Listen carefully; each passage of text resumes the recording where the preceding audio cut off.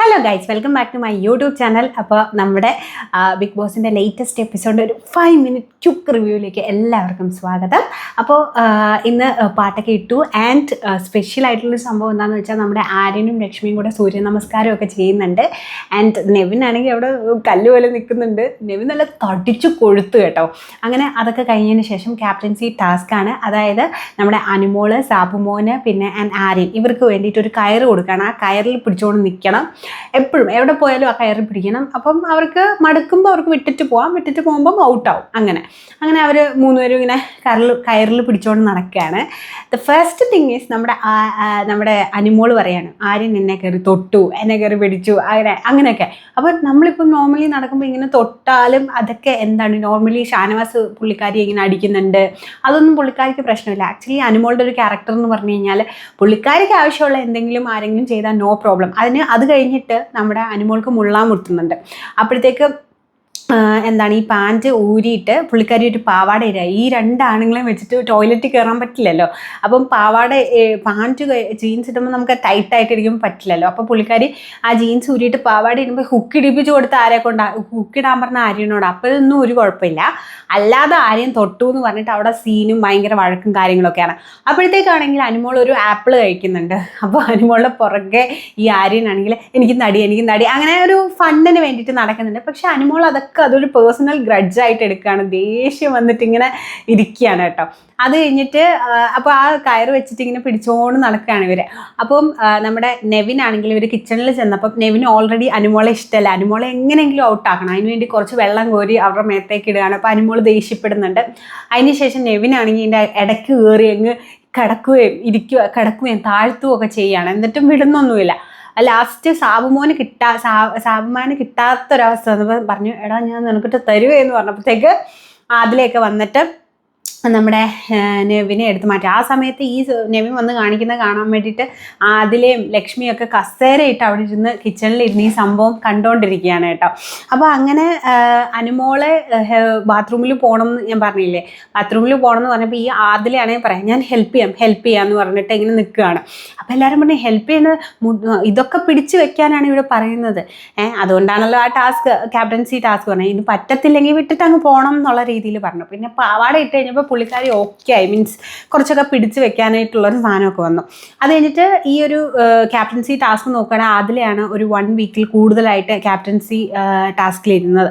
Then nomination വരികയാണ്. അപ്പോൾ nomination വന്നപ്പോൾ അനീഷ് വന്നിട്ട് നോമിനേറ്റ് ചെയ്യുന്ന ഷാനവാസും അതുപോലെ തന്നെ ഒരു റീസണും പറയണം കേട്ടോ ഇവരെ എന്താക്കണം. അപ്പം റീസൺ ഞാൻ പറയുന്നില്ല, ജസ്റ്റ് ഞാൻ പെട്ടെന്നൊന്ന് പറഞ്ഞു പോകാം. ഷാനവാസ് നൂറ, ദെൻ അക്ബർ വന്നിട്ട് ഷാനവാസ് നൂറ, അതുപോലെ തന്നെ ആദില വന്നിട്ട് ഷാനവാസ് ലക്ഷ്മി. അതിൻ്റെ മാത്രം പറയും. ലക്ഷ്മിയുടെ കാര്യം പറയുന്നത് എന്താണെന്ന് വെച്ച് കഴിഞ്ഞാൽ ഒരു പ്രിൻസിപ്പിൾ ആയിട്ടുള്ളൊരു ബിഹേവിയർ ആണെന്നാണ്. ഇത് തന്നെയാണ് നൂറയും വന്നിട്ട് നോമിനേറ്റ് ചെയ്യുന്നത്. നൂറ വന്നിട്ട് നെബിനെയും ലക്ഷ്മിനെയാണ് സെയിം ഒരേ രീതിക്കാണ് അവർ കമൻസ്. ആക്ച്വലി ഒരു റൂൾ ഉണ്ടായിരുന്നു, ഇത് സംസാരിച്ചിട്ട് നോമിനേറ്റ് ചെയ്യരുതെന്ന്. പക്ഷേ ഇവർ അങ്ങോട്ടും ഇങ്ങോട്ടും സംസാരിച്ചിട്ടാണ്. അതുകൊണ്ടാണ് സെയിം റീസൺ പറയുന്നത്. ആൻഡ് നെവിൻ വന്നിട്ട് നമ്മുടെ സാബുമാനെയും ആൻഡ് അക്ബറിനെയാണ് നോമിനേറ്റ് ചെയ്യുന്നത്. ദെൻ നമ്മുടെ ഷാനവാസ് വന്നിട്ട് അക്ബറിനെയും അതുപോലെ തന്നെ ആര്യനെയുമാണ് നോമിനേറ്റ് ചെയ്യുന്നത്. ദെൻ ലക്ഷ്മി വന്നിട്ട് ആദിലേനെയും നൂറേനെയാണ് നോമിനേറ്റ് ചെയ്യുന്നത്. ആക്ച്വലി നമുക്ക് ഈ നോമിനേഷൻ കാണുമ്പോൾ അറിയാം അവരുടെ പേഴ്സണൽ ഗ്രഡ്ജാണ് ഈ നോമിനേഷനിലേക്ക്. ആക്ച്വലി ബിഗ് ബോസിൻ്റെ നോമിനേഷൻ എന്ന് പറയുമ്പോൾ അവരുടെ ഗെയിം അനുസരിച്ച് വേണം അവരെ നോമിനേറ്റ് ചെയ്യാൻ. ബട്ട് ഇവിടെ ഈ ഒരു സീസണിൽ നമുക്ക് കാണുന്ന അങ്ങോട്ടും ഇങ്ങോട്ടും ഗ്രഡ്ജുള്ള ആൾക്കാർ അങ്ങോട്ടും ഇങ്ങോട്ടും എപ്പോഴും അവരെ തന്നെ നോമിനേറ്റ് ചെയ്യുന്നത് ഇറ്റ്സ് നോട്ട് ഫെയർ, റൈറ്റ്? അത് കഴിഞ്ഞിട്ട് ഓപ്പൺ നോമിനേഷൻ വെക്കാമെന്ന് നമ്മുടെ ബിഗ് ബോസ് പറയുകയാണ്. ആര്യനും നമ്മുടെ അനുമോളും ആൻഡ് സാബുമാനും.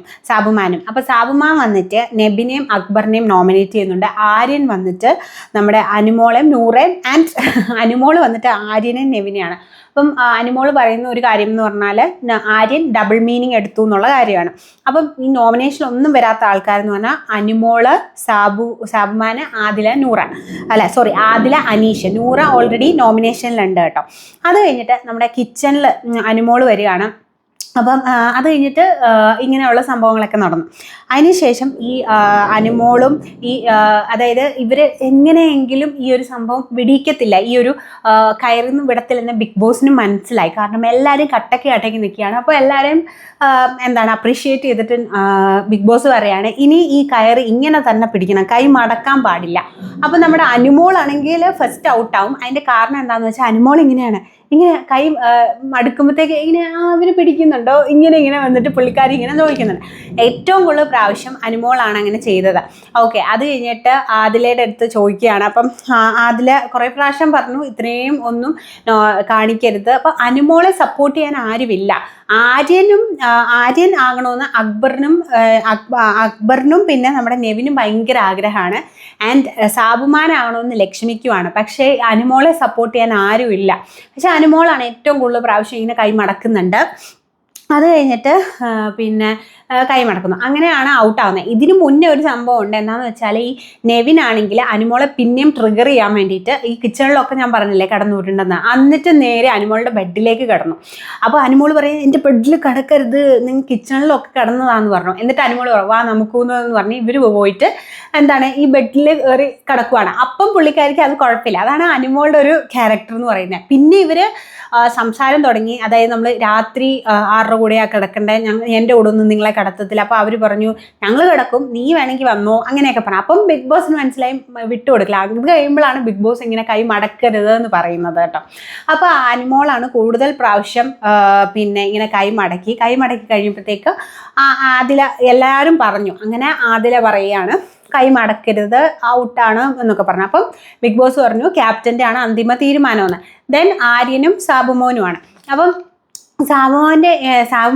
ആര്യൻ്റെ സൈഡിൽ ഇങ്ങനെ അനുമോൾ വിട്ടിട്ട് പോയപ്പോൾ ഇത്രയും കയറ് താഴോട്ട് കിടക്കുക. സോ ഇത്രയും വെയിറ്റ് വരും, ഇങ്ങനെ ഒരു വെയിറ്റ് വരും. ആ വെയിറ്റ് വന്നപ്പോൾ കൈ ചെറുതായിട്ട് ഇങ്ങനെ ഇതാവുന്നുണ്ട്. അപ്പം അത് ബാലൻസ് ചെയ്യാൻ വേണ്ടിയിട്ട് ആര്യൻ 2 കൈ വെച്ച് ഇങ്ങനെ പിടിക്കുന്നുണ്ട്. അത് കഴിഞ്ഞപ്പോൾ അതിനെ ആര്യനെ ഹെൽപ്പ് ചെയ്ത് കൊടുക്കാൻ ആദില വന്നിട്ട് അവിടെ നിന്ന് പിടിച്ചു കൊടുക്കുന്നുണ്ട്. അപ്പം ബിഗ് ബോസ് ചോദിക്കുന്നുണ്ട് ആദിലയാണോ ഗെയിം കളിക്കുന്നുണ്ടോ. ആക്ച്വലി അത് എന്തുകൊണ്ടാണെന്ന് വെച്ചാൽ നമ്മൾ ഈ എവിടെ പിടിക്കണമെന്നുള്ള ഇവർ തന്നെയാണ് തീരുമാനിച്ചത്. സോ അതൊക്കെ ചിന്തിച്ച് വേണം ഫസ്റ്റിലേ പിടിക്കാൻ വേണ്ടിയിട്ട്. അപ്പം അത് നമുക്കൊരു ഇതായിട്ട് പറയാൻ പറ്റില്ല. അത് കഴിഞ്ഞിട്ട് കൈ ഇങ്ങനെ മടങ്ങി പോകുന്നുണ്ട്. അപ്പം ആക്ച്വലി 2 പേരുടെയും കൈ മടങ്ങി പോകുന്നുണ്ട്. അപ്പം അതവിടെ ആദിലൊരു കളി കളിച്ചതാണ്. അതായത് ഇങ്ങനെ കൈ മടങ്ങിപ്പോയി 2 പേരും പോയപ്പോഴാണ് ആര്യൻ്റെ കൈ മടങ്ങി എന്ന് പറഞ്ഞത്. 2 പേരും ഒരുപോലെയാണ്. അപ്പോൾ ഓബിയസ്ലി സാബുമാൻ അവിടെ ജയിക്കുകയാണ്. പക്ഷേ സാബുമാൻ്റെ കൈയും ഇങ്ങനെ മടങ്ങി പോകുന്നുണ്ടായിരുന്നു. ആൻഡ് സാബുമാന് കയ്യിലെന്തോ ഇഷ്യൂ ഉണ്ടായിരുന്നു, എന്നിട്ടാ പിടിച്ചതെന്നൊക്കെ പറഞ്ഞു. അപ്പോൾ അത് സ്ട്രഗിൾ ചെയ്ത് പുള്ളിക്കാരൻ അങ്ങനെ പിടിക്കുന്നുണ്ടായിരുന്നു. എങ്കിൽ കൂടിയും 2 പേരുടെയും കൈ ചെറുതായിട്ട് ബെൻഡ് ചെയ്തപ്പോഴത്തേക്ക് പെട്ടെന്ന് ആര്യൻ ബെൻഡ് ചെയ്തു എന്ന് പറഞ്ഞു. ആദില പറഞ്ഞു. അപ്പോൾ ആര്യനെ വിട്ടിട്ട് അങ്ങ് പോവുകയും ചെയ്തു. പക്ഷേ എനിക്ക് ഫീൽ ചെയ്തൊരു കാര്യം എന്തെന്ന് വെച്ചാൽ അതിൽ മനഃപൂർവ്വമാണോ ആര്യനെ വിട്ടേന്നുള്ളത്. ആക്ച്വലി ഈ ആര്യൻ എന്ന് പറയുന്ന നോമിനേഷനിലുണ്ട്. ക്യാപ്റ്റൻ ആയാലും നോമിനേഷന് വരത്തില്ല. പക്ഷേ സാബുമാനാണെങ്കിൽ ഓൾറെഡി നോമിനേഷൻ ഇല്ല. അപ്പം നൂറ നോമിനേഷനിലുണ്ട്. ആക്ച്വലി മനസ്സിലായോ, നൂറ നോമിനേഷനിലുണ്ട്. അങ്ങനെ 100 നോമിനേഷനിലുണ്ട്. അപ്പം 100 ഒരാളും കൂടെ വന്നു കഴിഞ്ഞാൽ അത് ഒരാളും കൂടെ ആകുമല്ലോ. അപ്പം അത് ഈസിയാണല്ലോ എന്ന് പറഞ്ഞിട്ടായിരിക്കാം ചിലപ്പോൾ ആര്യനെ അങ്ങനെ പറഞ്ഞതെന്ന് എനിക്ക് തോന്നുന്നുണ്ട്. ദെൻ അതൊക്കെ കഴിഞ്ഞതിന് ശേഷം നമ്മുടെ ഷാനവാസും ആദിലയും തമ്മിലുള്ളൊരു ഇഷ്യൂ വരികയാണ്. അതായത് നിങ്ങൾ ഈ വോട്ട് ചെയ്തപ്പം നോമിനേഷൻ ചെയ്തപ്പം ഷാനവാസ് വന്നിട്ട് ആദിലയുടെ അടുത്ത് ചോദിക്കുന്നുണ്ട്, അതായത് ആര്യനെ ആരാണ് നോമിനേറ്റ് ചെയ്യുക. അപ്പോൾ ഇവർ പറഞ്ഞു വെച്ചിരുന്നു. അപ്പോൾ ആര്യനെ നോമിനേറ്റ്. അപ്പം ആദ്യം ആദില പറയുന്നുണ്ട് അതായത് ഞാനാണ്. അപ്പോൾ പിന്നെ പറയുന്നുണ്ട് ഞാൻ അല്ല. അപ്പം ആര്യന് എന്താണ് 2 വോട്ടുകൾ മാത്രമേ കിട്ടിയിട്ടുള്ളൂ. അതായത് ഷാനവാസും ചെയ്തിട്ടുണ്ട് ആൻഡ് ഓപ്പൺ നോമിനേഷൻ ആയിരുന്നു അനുമോള്. സോ 2 എണ്ണേ ഉള്ളെന്ന് മനസ്സിലായി. അപ്പം എന്താ മനസ്സിലായി. അപ്പം ഷാനവാസ് ഇങ്ങനെ ഉരുണ്ട് കളിച്ചപ്പോൾ മനസ്സിലായി ഷാനവാസിനെ ആദില നോമിനേറ്റ് ചെയ്തു എന്നുള്ളത്. അപ്പം അവിടെ ഒരു അടിയായി അവർ തമ്മിൽ.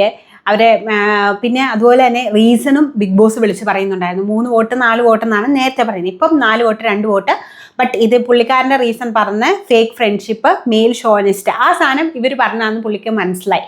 അങ്ങനെ ആ സംഭവം പറഞ്ഞപ്പോഴേ പുള്ളിക്ക് മനസ്സിലായി. ഇവിടെ വന്നപ്പം ആദില ഇങ്ങനെ കിടന്ന് ഉരുണ്ട കളിക്കുന്നതെന്ന് പറഞ്ഞു. അപ്പം ആദില ചെയ്തിട്ടില്ല, അല്ലെ ഷാനവാസിനെ ചെയ്തിട്ടില്ല എന്നാണ് നൂറയുടെ അടുത്തും പറഞ്ഞിട്ടില്ല. ലക്ഷ്മിനെ ഇവർ 2 പേരും ഒരുപോലെ തന്നെയാണ് നോമിനേറ്റ് ചെയ്തേക്കുന്നത് അല്ലേ.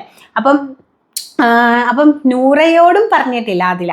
സോ നൂറയും വന്നിട്ട് ഒന്നും അറിയാത്ത രീതിയിൽ അത് ശരിക്കും ജെന്യൂൻ ആണെന്ന് തോന്നി. അപ്പം ഒന്നും അറിയാത്ത പോലെ അവിടെ കിടന്ന് ചാടി കടിക്കുന്നുണ്ടായിരുന്നു. അപ്പം എടി ബോഡി എന്നുള്ളത് വീണ്ടും ഷാനവാസ് അവിടെ എടി നിന്നെ എടുത്തോളാടി എന്നൊക്കെ പറഞ്ഞിട്ട് ഷാനവാസ് അവിടെ കിടന്ന് പറയുന്നുണ്ട്. എന്തായാലും ലാലേട്ടൻ വന്ന് പറഞ്ഞു പോയതേ ഉള്ളൂ. കുറച്ച് സമയത്തിനുള്ളിൽ പുള്ളി വീണ്ടും എടി ബോഡി എന്ന് വിളിക്കാൻ തുടങ്ങിയിട്ടുണ്ട്. അപ്പം ഇത്രയും കാര്യങ്ങളൊക്കെ ആയിരുന്നു ഇന്നത്തെ ഈ ഒരു എപ്പിസോഡിൽ നടന്നത്. വേറെ കൂടുതൽ കാര്യങ്ങളൊന്നും ഇല്ലായിരുന്നു. മേ ബി എന്താ പറയുക, അങ്ങനെ എടുത്ത് പറയത്തക്ക കാര്യമായിട്ട് കുറേ കാര്യങ്ങളൊന്നുമില്ല. ആൻഡ് മേ ബി അടുത്ത വീക്കിൽ ഞാൻ എക്സ്പെക്ട് ചെയ്യുന്നത് ലക്ഷ്മിയോ അല്ലെങ്കിൽ നെവിനോ ഔട്ടാവുന്നതാണ്. പക്ഷെ ലക്ഷ്മി ഔട്ടാവണം തന്നെയാണ്. കാരണം ആ ഒരു ഗെയിമിൽ ആരെയും ലൂസർ എന്നൊക്കെ പറഞ്ഞിട്ട് അങ്ങനെയൊക്കെ നടക്കുന്നതൊക്കെ വെറും ഭയങ്കര ചീപ്പ് ഗെയിമാണ് പുള്ളിക്കാരിയുടെ. എനിക്ക് ഒട്ടും ഒരു താല്പര്യം തോന്നാത്തൊരു കണ്ടസ്റ്റൻ്റ് ആണ് ലക്ഷ്മി. സോ ലക്ഷ്മി ഔട്ടാകാൻ വേണ്ടി ഞാനും വെയിറ്റിംഗ് ആണ്. സോ എന്തായാലും അടുത്ത ഒരു എപ്പിസോഡ് റിവ്യൂ ആയിട്ട് ഞാൻ വരുന്നത് വരെയും it's me Chanchal signing off. By.